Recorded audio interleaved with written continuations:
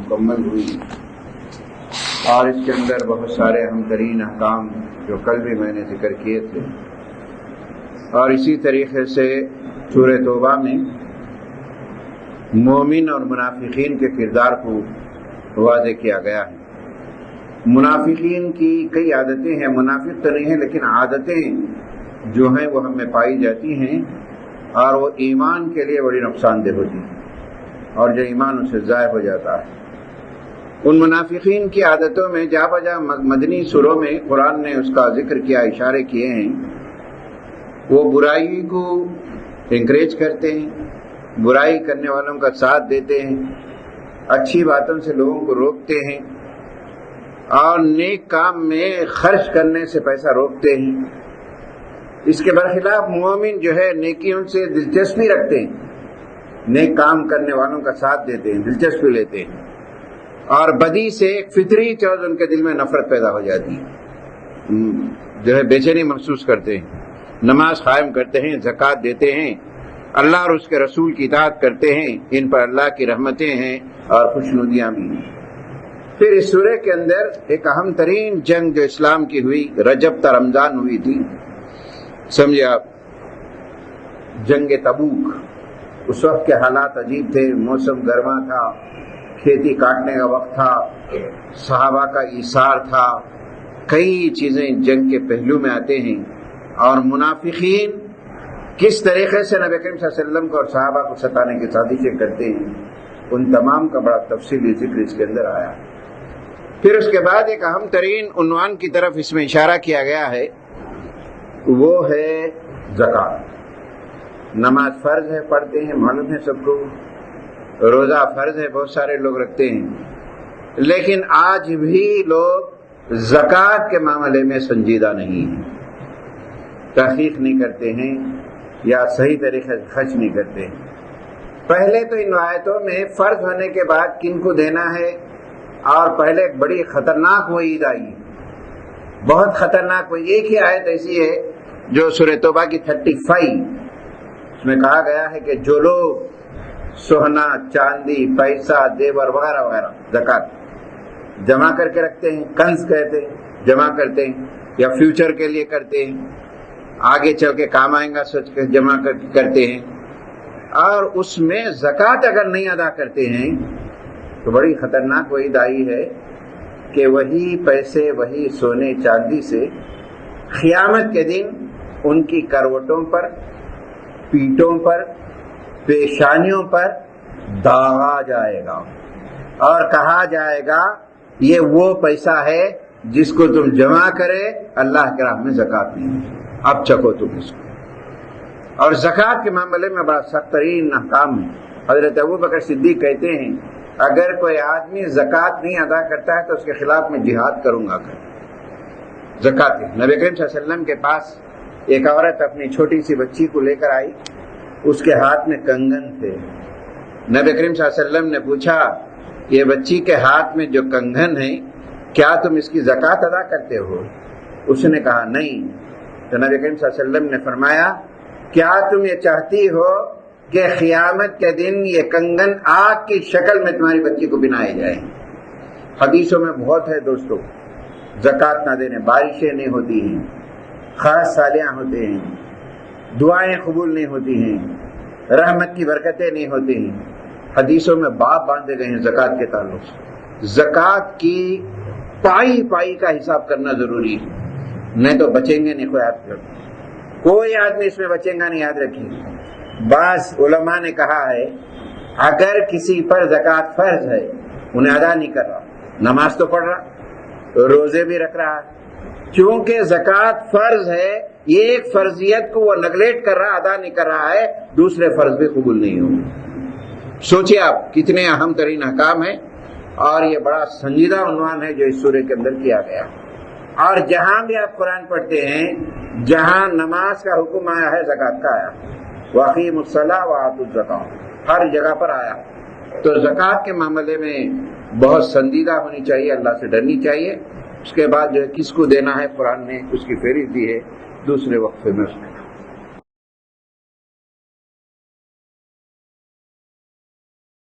بسم اللہ الرحمن الرحیم. حضرات ان سورہ میں، سورہ توبہ میں منافقین کی بہت ساری باتوں کا اشارہ کیا ہے، اور قرآن نے ان واقعات کو، منافقین کے کردار کو پیش کر کے ہمارے لیے ایک نصیحت کی ہے کہ دیکھو کچھ عادتیں ہیں، ان عادتوں کو چھوڑ لیا کرو، یہ اچھی عادتیں نہیں ہیں جو اللہ کا غضب آتا ہے اس پہ.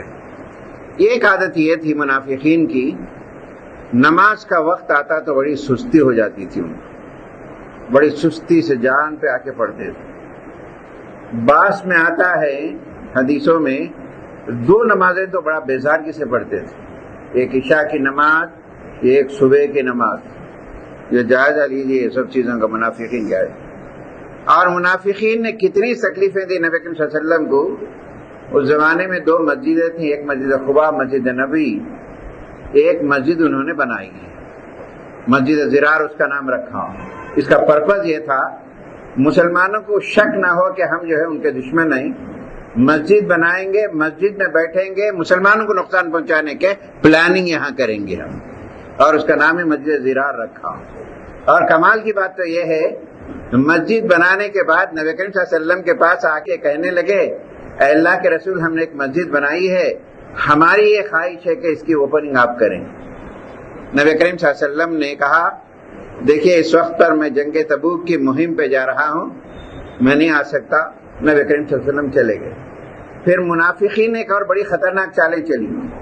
جب نبی کریم صلی اللہ علیہ وسلم جنگ تبوک سے واپس ہو رہے تھے، آپ گھوڑے ان پہ سوار کچھ تھے، تو دیکھے کہ ان کو پوروں کو نقصان پہنچانے کے لیے تاریک رات، اندھے کی رات جنگل کے راستے سے گزرنا پڑتا تھا.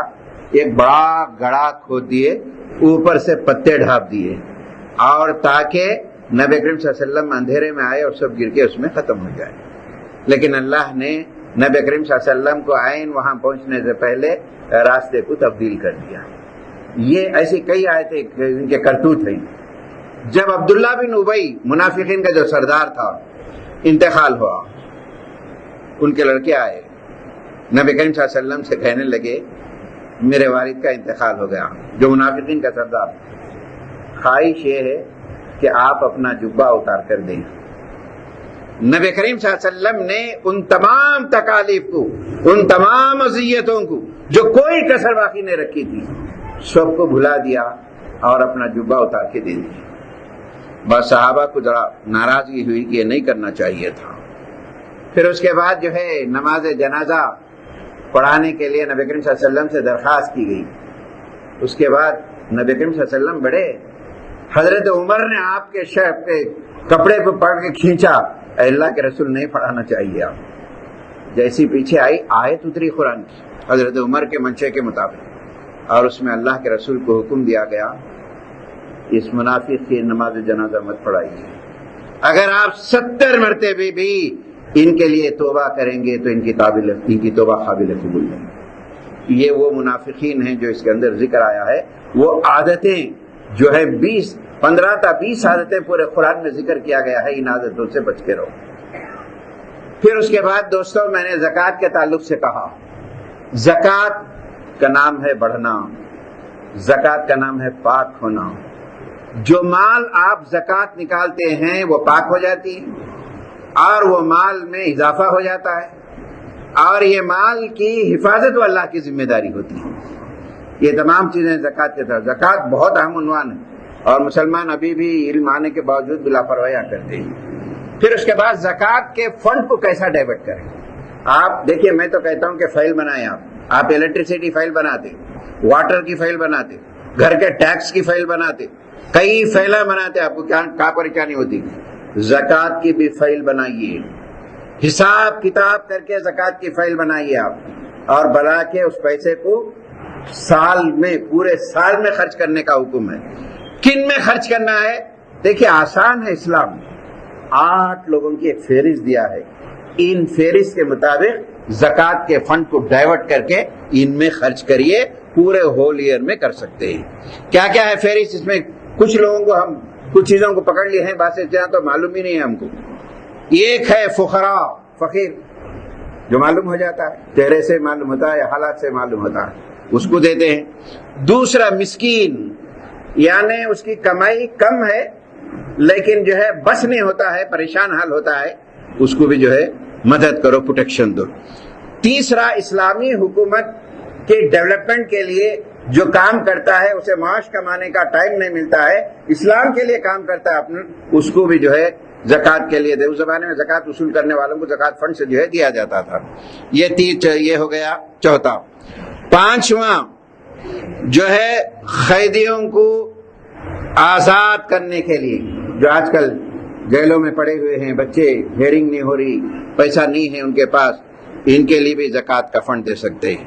قرضدار کو قرض سے نجات دینا کے لیے، آپ اندازہ لگائیے کتنے مسلمان ہیں رہن سینٹروں میں مٹیاں بھر کے جو ہے تباہ ہو رہے ہیں۔ دیکھیں، آپ حساب کر کے دیکھ لیجیے، نکالیے، قرضوں سے نکالیے۔ پھر ایک اور بڑا اہم چیز ہے جو کوئی لوگ جانتے نہیں ہیں، ایک ہے مؤلفۃ القلوب۔ ایک غیر مسلم ہمارے نوکر ہے، کوئی بھی ہے، لیکن انہیں ہمارے ایکٹیویٹی سے اتنا متاثر ہے، اس کا دل چاہتا ہے کہ میں اسلام قبول کر لوں، اور اس کو کیا ہے اپنا فنڈ دیجئے تاکہ وہ اسلام میں آنے کے بعد اسے یقین ہو جائے میری معاشی حیثیت سے کوئی پریشان نہ ہو۔ ایک بات، ایک آدمی اسلام کا بڑا کٹر دشمن ہے، بہت تکلیفیں پہنچا رہا ہے، کبھی کچھ اس کو تحفہ دے کر منہ بند کریے۔ مولانا عاقل صاحب کہتے تھے ایک جملہ، غیر قوموں کو جو دشمن ہے اس کا منہ بند کرنے کے لیے گپ چپ کھلاؤ، زکوٰۃ فنڈ کے ذریعے سے اس کا منہ بند کرو تاکہ وہ تم کو قتل کرنے کے بجائے دشمنی کا سوچے گا۔ یہ ایک مد ہے جو مؤلفۃ القلوب، جو لوگوں کو اٹریکٹ کرنے کے لیے، اپنے دل کو مولنے کے لیے، اپنے قریب کرنے کے لیے اس فنڈ کو ہم توجہ دینا چاہیے۔ پھر ایک آخری فنڈ ہے، پوری گنجائش رکھی گئی ہے، فی سبیل اللہ، اللہ کے راستے میں جتنے ایکٹیویٹی ہوتے ہیں، مدرسے ہو یا غریبوں ہو، محتاج ہو، میڈیسن ہو، ایجوکیشن ہو، ان تمام کے لیے ایک وسیع عنوان ہے۔ ان تمام مدوں میں زکوٰۃ کے فنڈ کو فعال بنا کر پورے سال میں ان تمام مدوں میں خرچ کریں، تب ہماری کامیابی ہوگی۔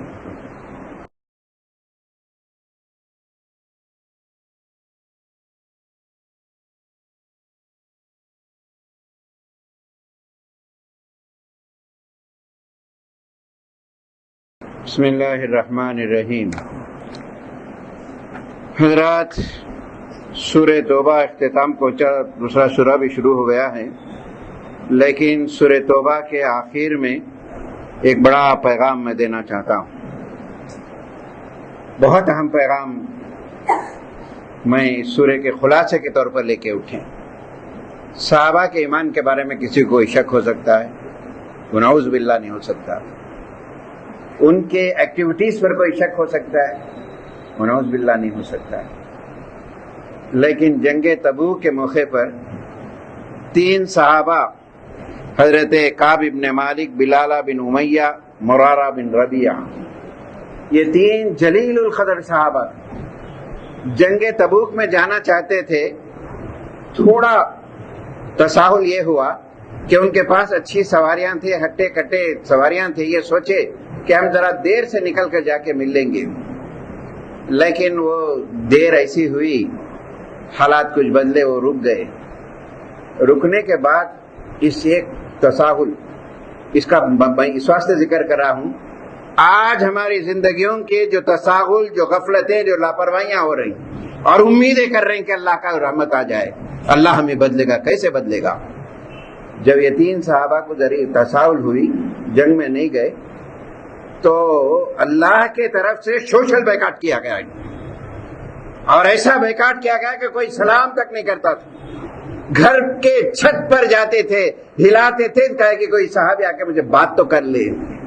نبی کریم صلی اللہ علیہ وسلم کی طرف جاتے تھے سلام پھیرنے، جیسے سلام پھیرے تو ہم دکھیں گے تو بات تو کریں گے، لیکن نہیں کیے۔ چھوٹی سی غلطی، زندگی کی چھوٹی غلطی، تساہل سمجھیے، غلطی بھی نہیں کہ تم صحابہ کرام میں ڈر لگتا ہے۔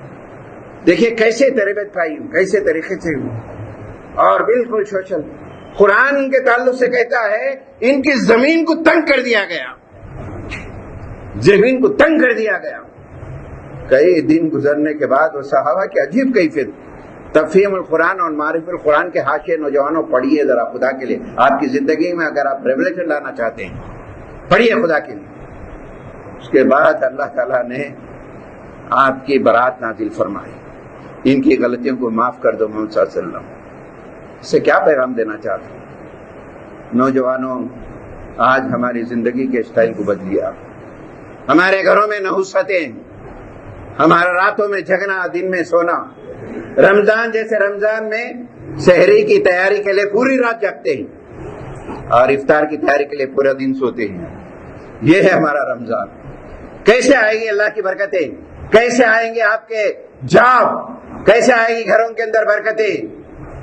اس کو بدلیے خدا کے لیے.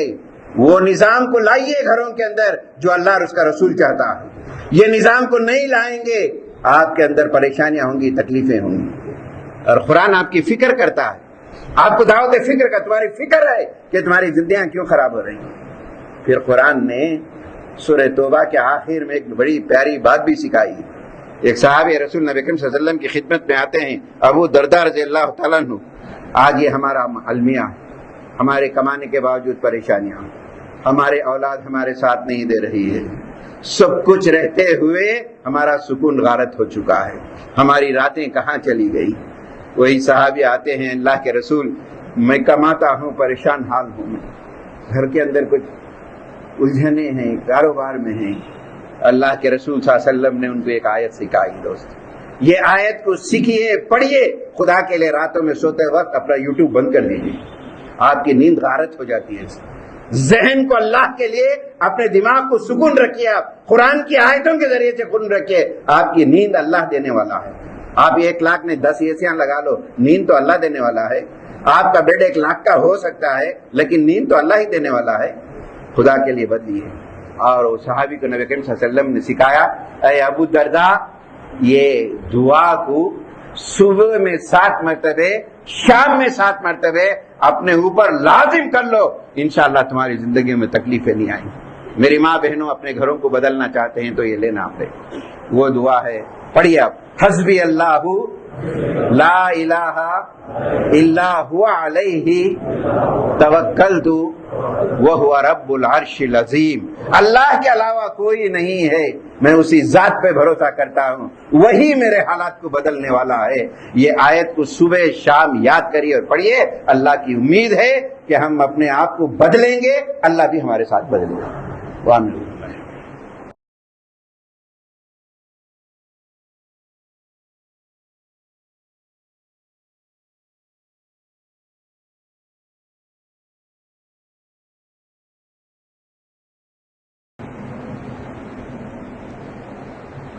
بسم اللہ الرحمن الرحیم. حضرات، سورہ انفال، سورہ توبہ کے کچھ اہم نکات آپ کے سامنے پیش کیے. اللہ سے دعا ہے کہ اللہ تعالی ہم کو ان دونوں صورتوں کے احکام کو سنجیدگی سے غور کرنے کی توفیق نصیب فرمائے اور ہماری زندگیوں میں اللہ تعالی توفیق عمل نصیب فرمائے. اس کے بعد جو سورہ تلاوت میں آ رہے ہیں مکی سورہ، سورہ یونس، سورہ ہود، سورہ یوسف، بڑے اہم کیفیتوں کے سورے ہیں. ان کا انداز بیان الگ ہے. سورہ یونس اسلامی احکام کے بنیادی مقاصد کیا ہوتے ہیں؟ اسلام کے بنیادی مقاصد کیا ہیں؟ توحید، رسالت، آخرت اور کائنات میں جو چینجز ہوتے ہیں، ان تمام سے کیا پیغام اللہ تعالیٰ دینا چاہتا ہے؟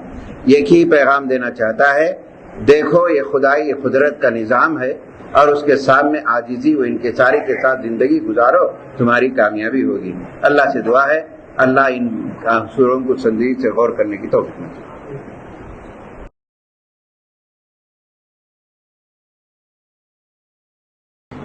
بسم اللہ الرحمن الرحیم. سورہ یونس، اس کے احکام پہ غور کریے. اے لوگو، صرف اسی اللہ کی عبادت کرو جو دنیا کی تدبیر کا نظام چلاتا ہے. اے لوگو، صرف اسی اللہ کی عبادت کرو جس کا فیصلہ کوئی بدل نہیں سکتا. اے لوگو، اسی اللہ کی عبادت کرو جس کے سامنے تمہیں کھڑے ہو کر اپنی پوری زندگی کا حساب دینا. انسان کا عجیب حال ہے، جب کوئی سخت آفت آتی ہے اللہ سے گڑ گڑاتا ہے، اللہ آفت کو دور کر دیتا ہے، اللہ کو بھول جاتا ہے. اے انسانوں، ذرا غور کرو، آسمان اور زمین سے کون رزق دیتا ہے؟ کان اور آنکھیں کس کے قبضے قدرت میں ہیں؟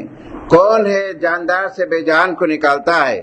اے لوگوں ذرا غور کرو، دنیا کا انتظام کون چلاتا ہے؟ پھر کیوں اس کے احکام کو نظر انداز کر کے زندگی گزارتے ہو؟ ایسی ہی لاپرواہیاں اور غفلتیں کریں گے، چند دن کی روزہ کی زندگی کے لیے اپنے آخرت کو تباہ کریں گے۔ آخرت کے دن خدا کے عذاب سے بچنے کے لیے زمین بھر کا سونا بھی فدیہ دیا جائے، اس عذاب سے بچ نہیں سکتے۔ یہ آیتیں ہیں سورہ نوح کی۔ اللہ تعالیٰ سے دعا ہے اللہ تعالیٰ ہم تمام کو قرآن کے ذریعے سے ہدایت نصیب فرمائے، قرآن کے ذریعے سے بلندیاں نصیب فرمائے۔ اے اللہ قرآن کے ذریعے سے ہمارے گھروں میں برکتوں کا نزول فرما، نوجوان لڑکے اور لڑکیوں کو ہدایت یافتہ بنا۔ اے اللہ ان کے مقدر کے فیصلے اچھے فرما۔ اے اللہ ہمارے دلوں کو منور فرما، ہمارے اخلاق کو مزین فرما۔ آمین وعرض